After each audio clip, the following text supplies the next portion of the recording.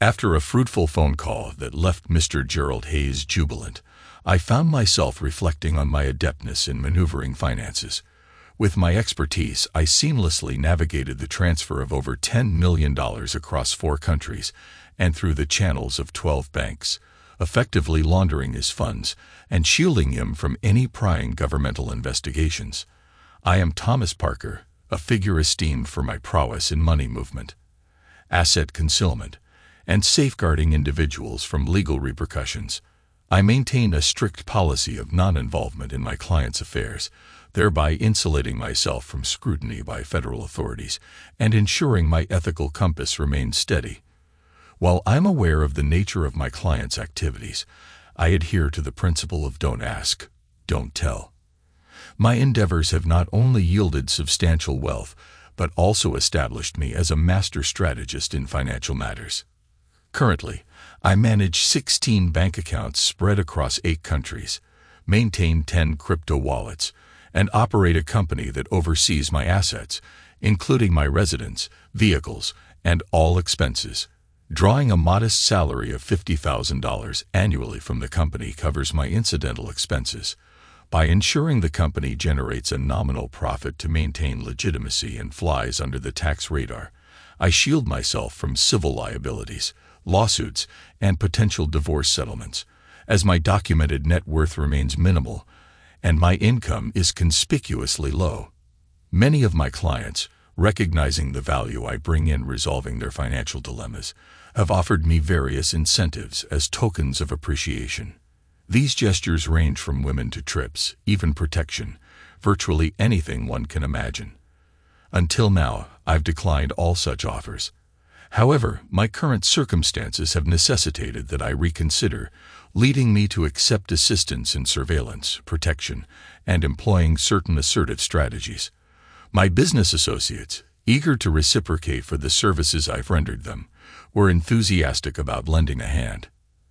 At home, my wife Melissa perceives me solely as a financial advisor, which is accurate to a degree. Holding certifications as both a certified financial advisor and a CPA, I fulfill that role.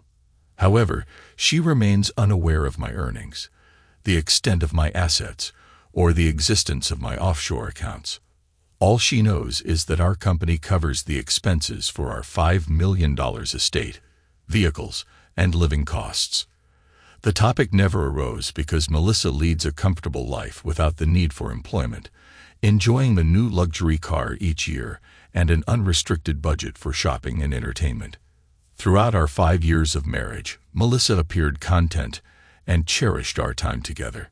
She exuded happiness, particularly in our intimate moments where we shared many memorable experiences. Yet, unbeknownst to her, a figurative Category 5 hurricane loomed over our paradise. Melissa and I embarked on a 2-year courtship before tying the knot at the tender age of 25. Now, 5 years into our marriage, Melissa had just celebrated her 30th birthday. Possessing a stunning figure with long legs and a captivating face, she could easily be deemed a trophy wife by many. Her blonde locks and mesmerizing blue eyes drew attention from men wherever she went, often sparking flirtatious advances.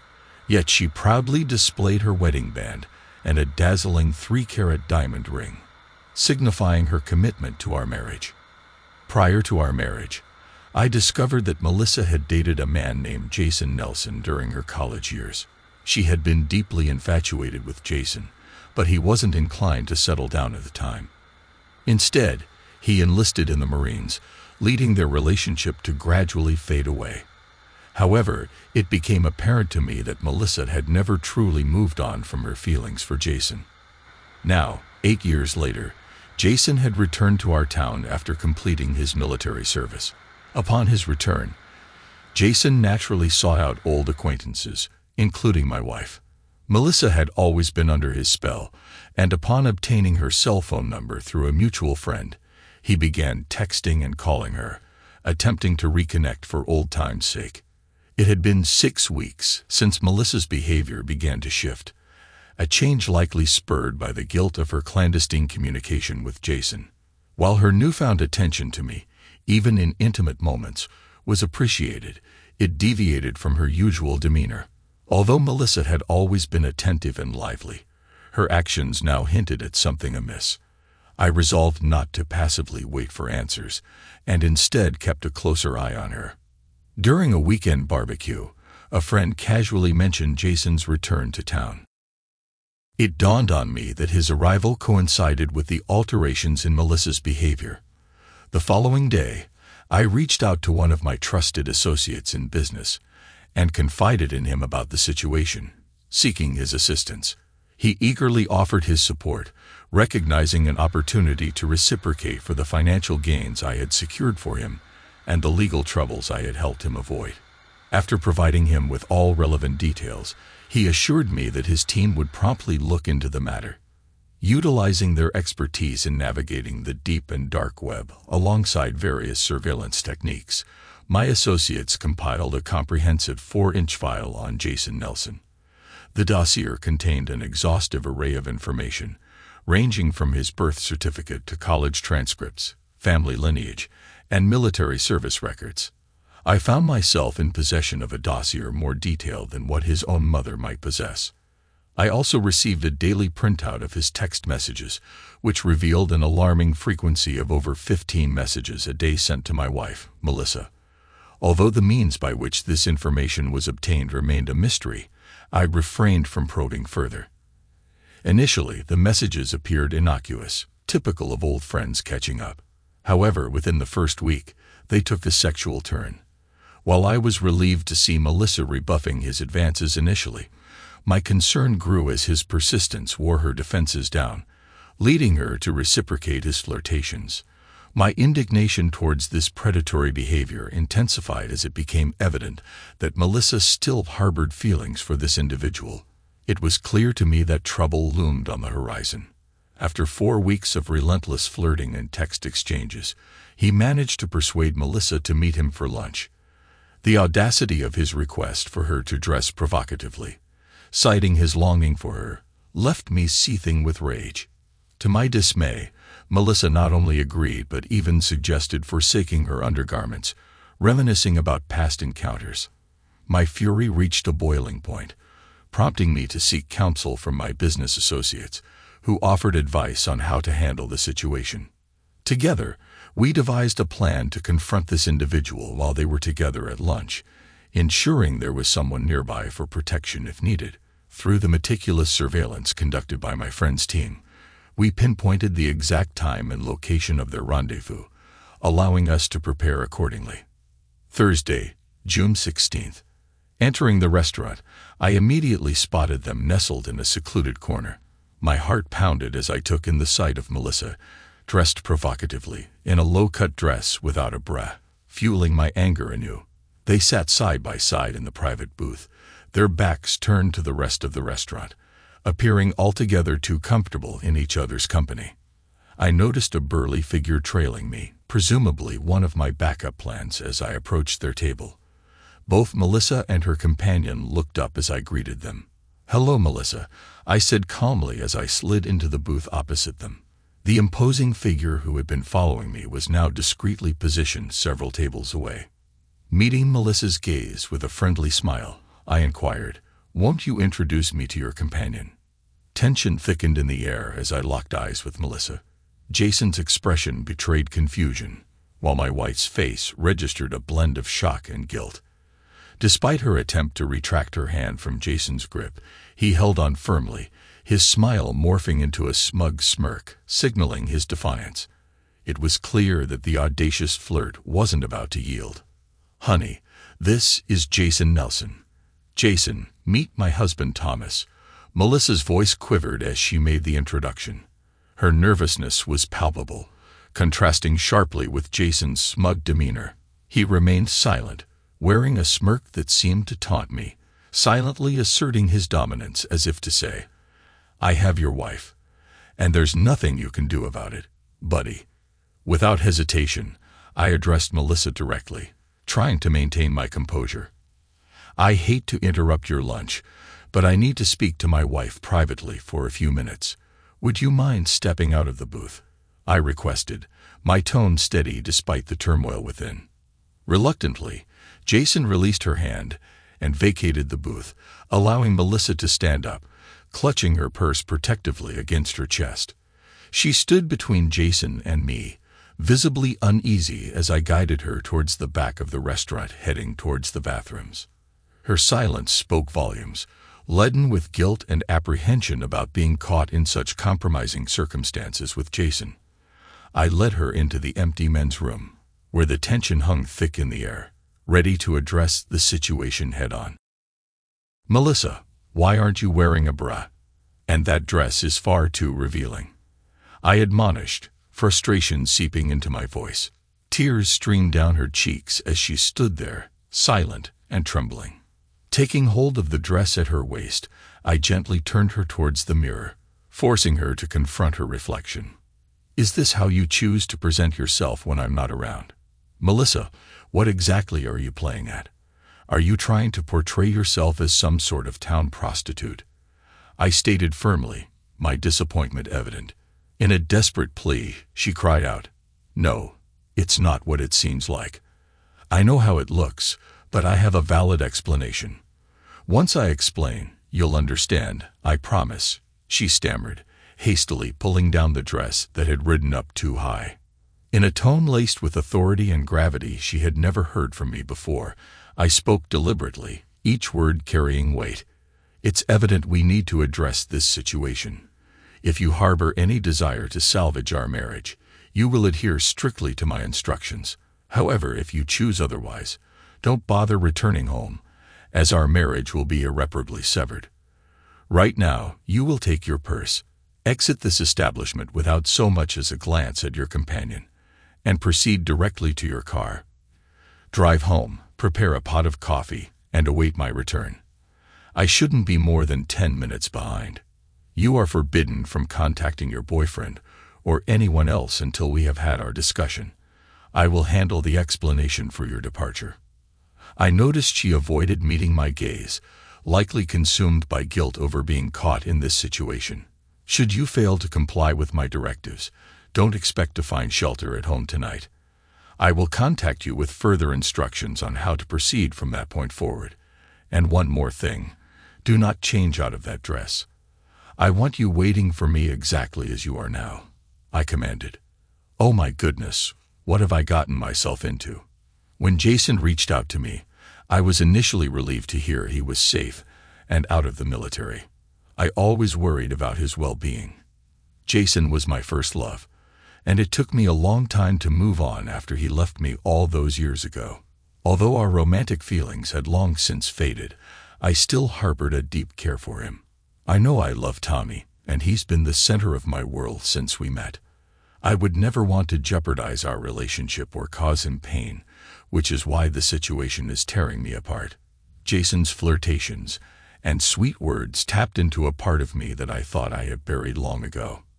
He had a way of making me feel like a naive schoolgirl again, and I loathed my inability to resist his advances.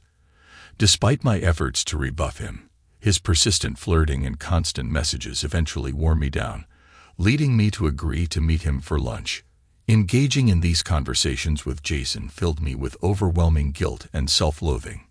Deep down, I knew I was betraying Tommy's trust and our relationship. I should have been honest with Tommy from the start, informing him about Jason's return to town and our communication.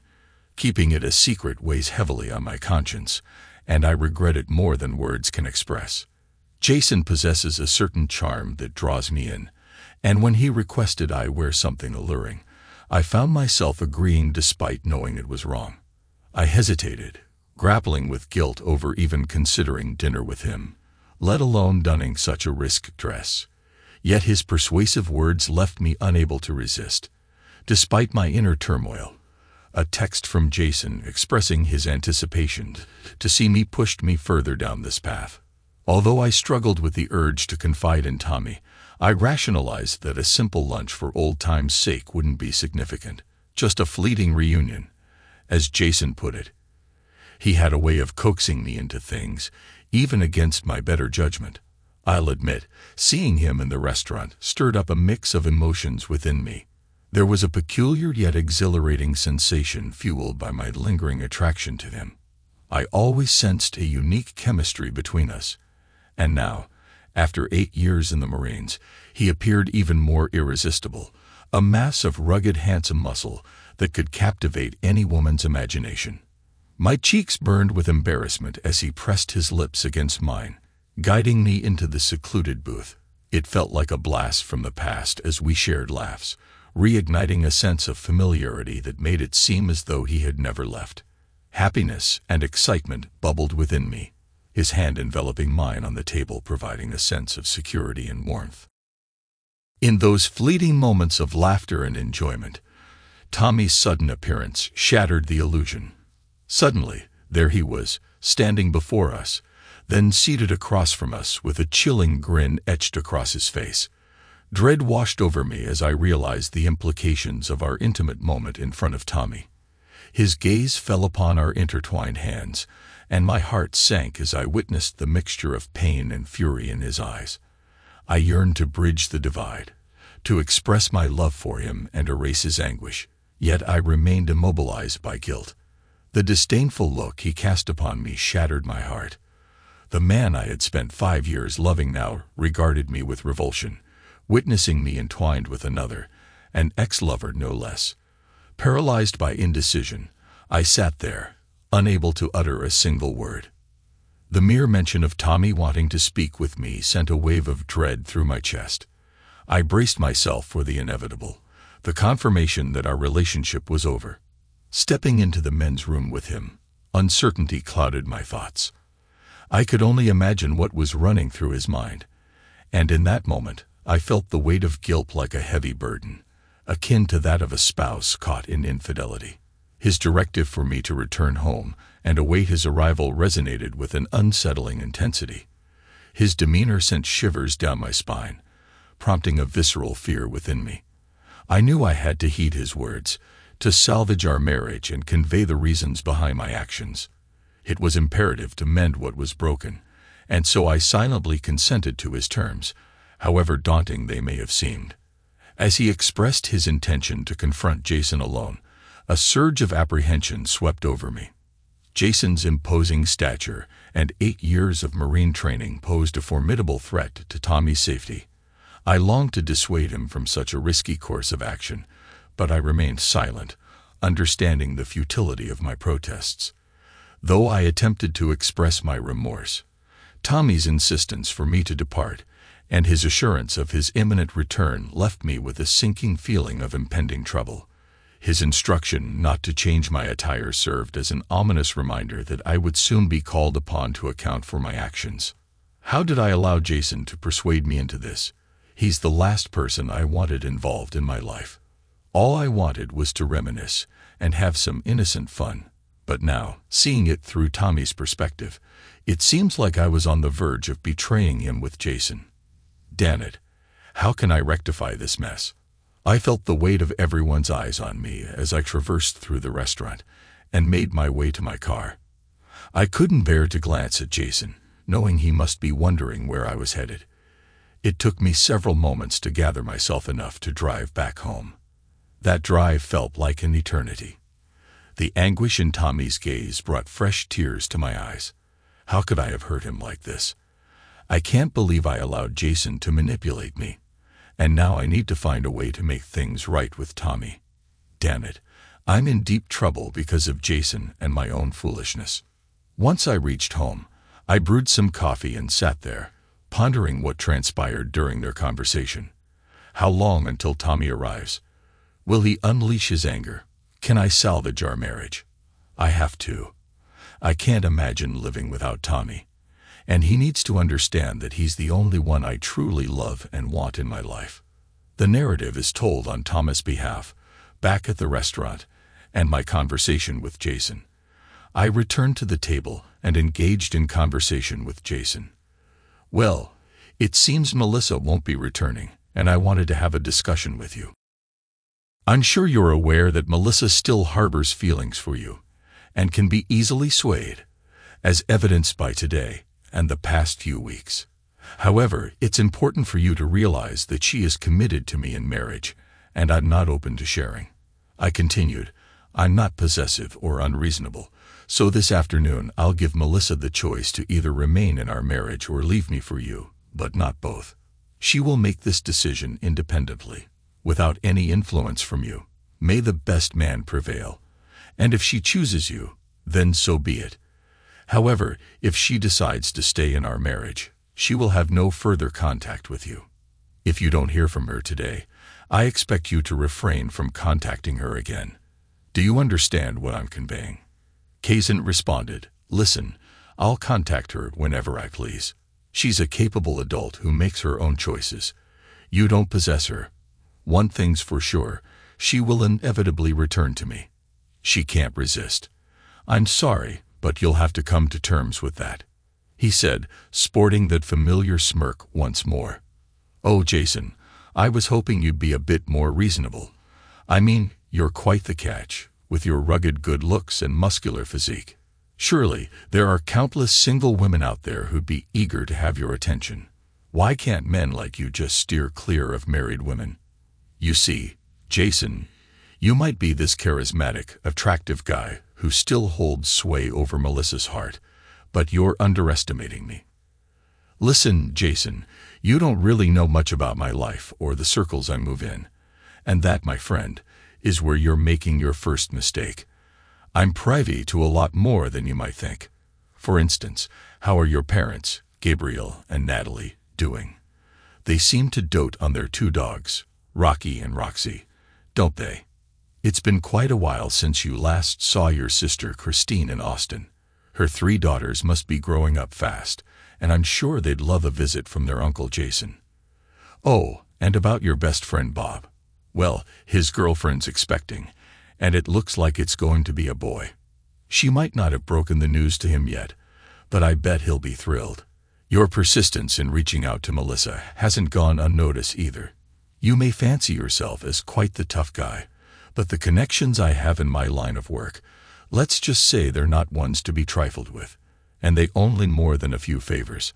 I smirked and retorted, "As you've so confidently put it, let's find out tonight who truly holds sway. Will she choose a macho charmer like yourself, or will she honor the commitment of our 5-year marriage? You see, Jason, I'm approaching this situation with civility. I'm affording her a choice. Her decision will be straightforward. She can opt to be with you, bidding farewell to me and our marriage. If that's her resolve, I'll accept it gracefully and wish you both well. However, I won't share my life with a woman who desires another man. It'll hurt, undoubtedly, but I'd rather let her go now and move forward. Conversely, if she elects to remain faithful, there will be adjustments following her recent behavior with you. The breach of trust necessitates restoration. Now concerning you, if she opts to stay with me, you will cease all contact with her. No texts, emails, calls, or interactions through mutual friends. You'll vanish from her life entirely. Should you chance upon her in a restaurant, party, or club, you'll promptly depart. No clandestine maneuvers or attempts to reach out behind my back, as the repercussions will be severe. Your loved ones will bear the consequences of your recklessness. Do you grasp the gravity of what outlined? Are you comprehending the seriousness of my stance?" Jason sat there, his face frozen in disbelief, grappling with a whirlwind of emotions and thoughts. "How do you possess such intimate knowledge about my family and me?" he finally managed to articulate, his voice tinged with a mix of astonishment and suspicion. His interlocutor maintained a calm demeanor, yet there was an undercurrent of menace in his words.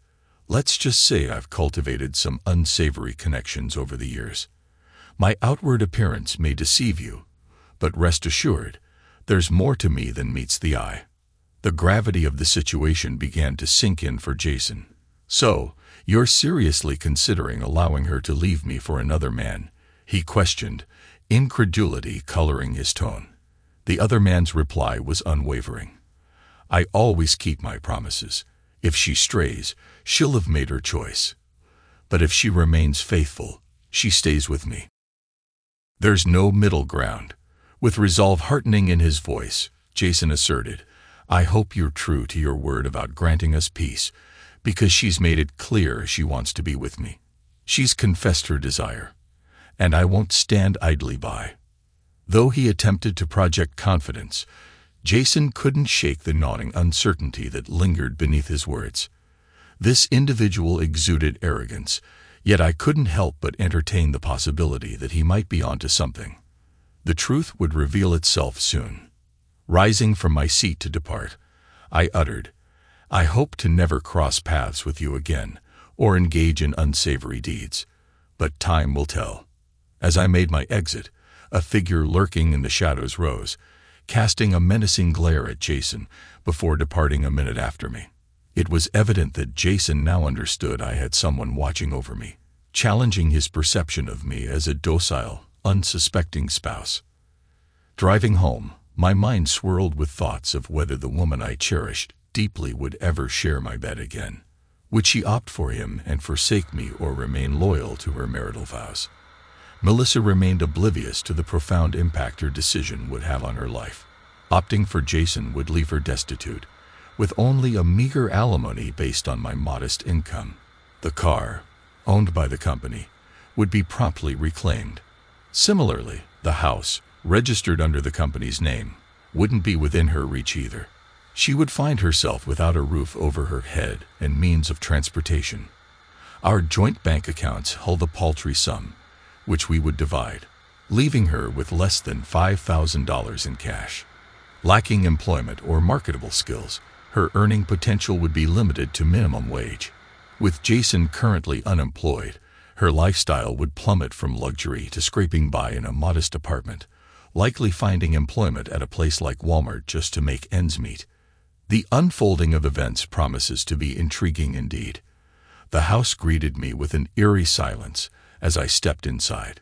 Melissa sat at the kitchen table, her demeanor tense, tears welling in her eyes as she sipped her coffee. Pouring myself a cup, I settled across from her. "Melissa, I'm aware of everything, including the exchanges you've had with Jason. Before you inquire further, understand that I have connections through my business dealings and some only significant favors. They're not individuals you'd want to cross paths with. I know you're remorseful, but apologies hold little weight now. Your actions today have shattered my trust and breached the boundaries of our marriage. By prioritizing him over me, you've shown a blatant disregard for our relationship. You know me well enough to understand that I won't tolerate disrespect. Some define infidelity solely in physical terms, but in my world, even the mere contemplation of another man crosses that line. From your conversations with Jason, it's clear that you've crossed boundaries. The suggestive attire, the intimate gestures, all constitute a betrayal in my eyes. The absence of physical contact is the sole reason we're having this conversation. It's crucial for you to understand that I won't tolerate sharing you with anyone else, especially not a cheating spouse. I'm aware of the bond you once shared with Jason, and I recognize that there are lingering emotions. However, let me make it clear, I won't stand for you being with him or anyone else while you're still married to me. The reason I haven't taken drastic action yet is because my love for you runs deep, and I'm determined to salvage our relationship. But before we proceed, I need to ask a question, and I expect honesty because I might already know the truth. When you were with him, did you allow any intimate touching? Has anyone besides me ever crossed that line in our marriage? No, never. I swear, it's only ever been you. But you were willing to entertain the idea today, weren't you? She lowered her head, tears streaming down her face. I don't know. It wasn't my intention. I'm so sorry for everything. I feel like such a fool. Please forgive me, Tommy. Well, if he had touched you, our conversation would be over. It seems that apart from some hand-holding and texting, nothing has occurred to end our marriage, although I'm deeply disappointed in your behavior. Now explain to me, why did you choose that revealing dress? Were you planning to seduce him and betray me? Oh God, no. I would never do that.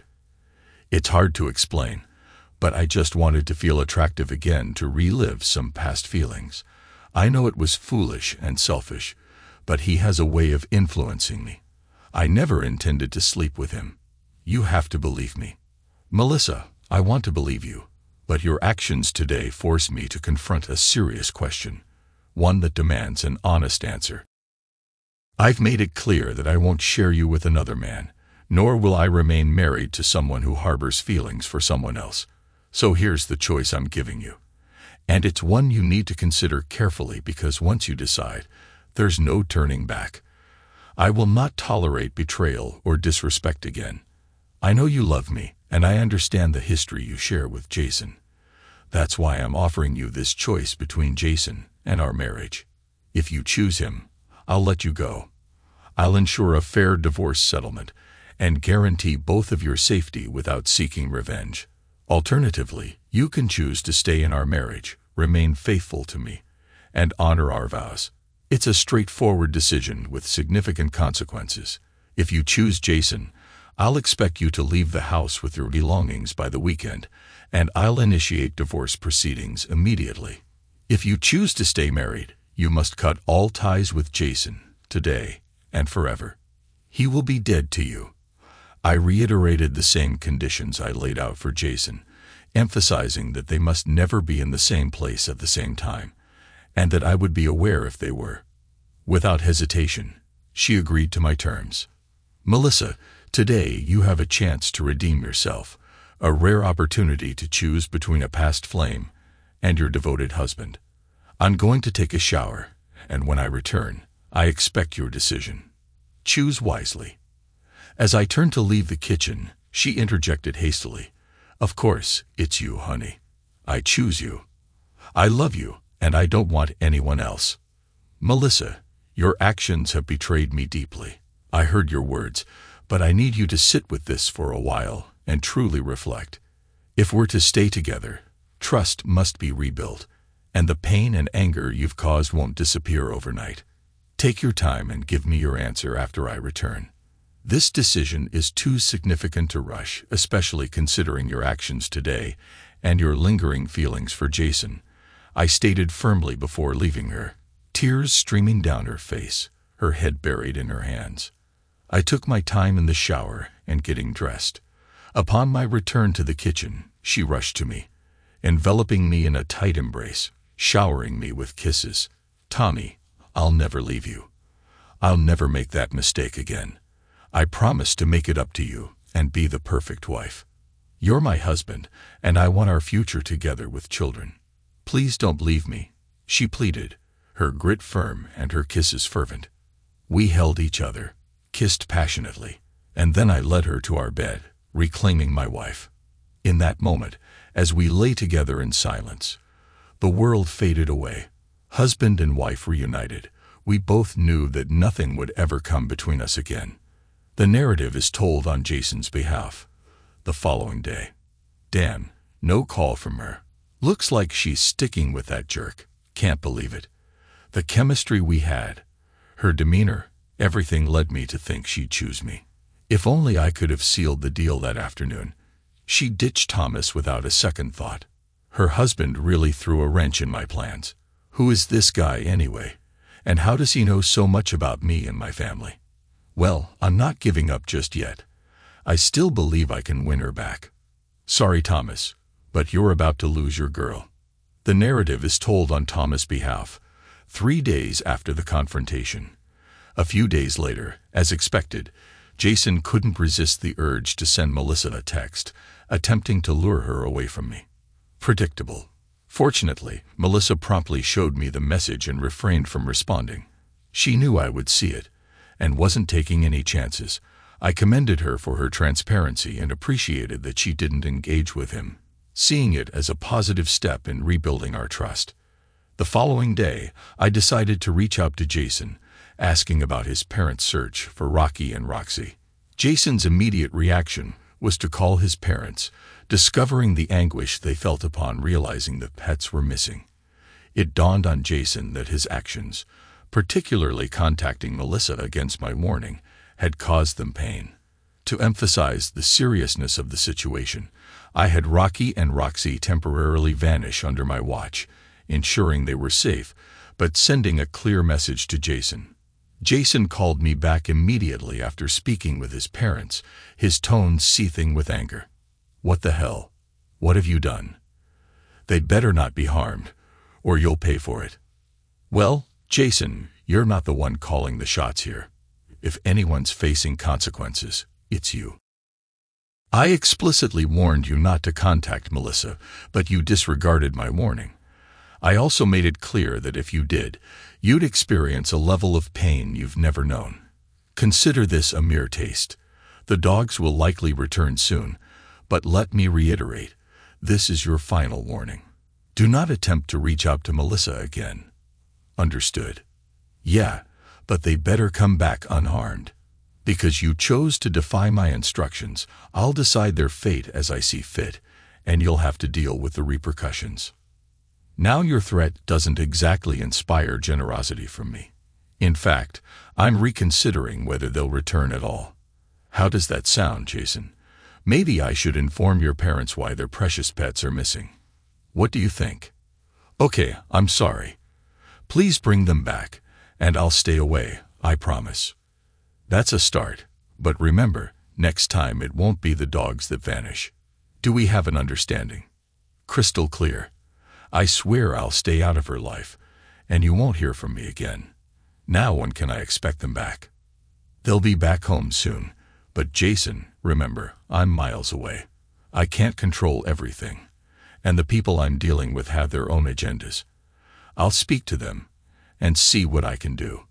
Let's hope we never have to have this conversation again, because next time, there won't be words exchanged, and you'll be facing much bigger problems. At 3 in the morning the following night, the relieved parents were overcome with joy as their cherished dogs barked happily on their porch. Unaware of what transpired, they were simply grateful for their pet's return. Jason, upon hearing the news, breathed a sigh of relief. He even sent me a single-word text after their return. Thanks. Jason finally took the hint and distanced himself from Melissa, securing a job in a city several hours away. Despite his attempts to uncover more about Tommy, he could only access public information indicating Tommy's occupation as a financial advisor. Recognizing that there was likely more to Tommy than met the eye, Jason chose to move on and forge a new life without his former flame. However, knowing that as long as Jason remained alive, there was a risk of him resurfacing in Melissa's life, I took proactive measures. 2 weeks after the incident, I presented Melissa with a post-nuptial agreement drafted by my attorney. In it, she agreed to relinquish everything, including any rights to children born during our marriage in the event of infidelity. While this couldn't prevent a recurrence of her past actions or a potential reunion with Jason, it provided ample incentive for her to consider the consequences. Combined with my increased attention to her activities and the assurance that I would be monitoring her closely, along with the terms of the agreement, we were prepared to weather any future storms that might arise. A year later, Melissa found herself pregnant with their first child, and the bond between the couple had strengthened remarkably. Recognizing the precipice she had once stood upon, Melissa committed herself to ensuring Tommy's happiness and building a family together. The specter of Jason faded into obscurity, never to be mentioned again, as if he had ceased to exist. That pivotal day had the potential to alter their lives irrevocably, but Tommy's unwavering love and resolute demeanor proved instrumental in salvaging their marriage. Thanks to everyone who took the time to listen to today's stories. If you enjoyed it, please consider liking and subscribing if you haven't already. Feel free to share your thoughts on the events in the comments below. Take care.